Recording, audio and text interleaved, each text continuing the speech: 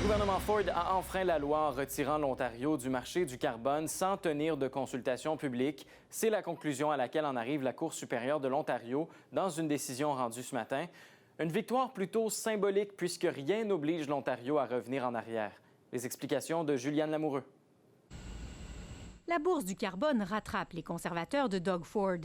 La décision de la Cour fait mal.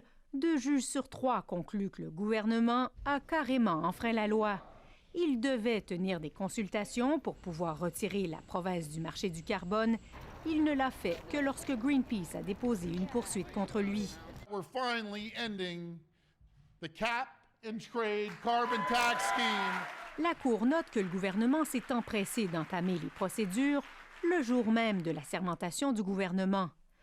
Le fait que le gouvernement ait clairement enfreint la Charte sur les droits environnementaux soulève de sérieuses questions au sujet du respect que le gouvernement a pour la règle de droit et le rôle du système de justice, peut-on lire. Cette décision, que ce que le gouvernement Ford a fait, était illégal.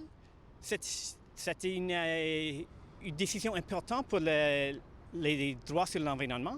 Le ministre de l'Environnement se dit pourtant satisfait du jugement parce qu'il ne fait pas de déclaration formelle pour relancer le programme de bourse du carbone.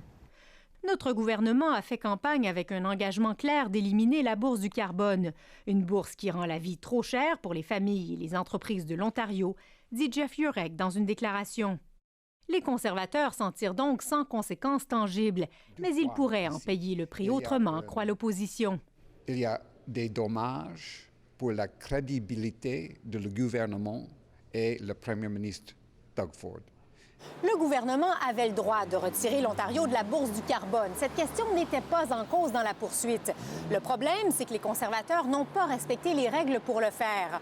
Un avertissement pour la suite, espèrent certains, une autre tuile pour un gouvernement impopulaire qui tente pourtant de redorer son image. Ici Juliane Lamoureux, Radio-Canada, Toronto.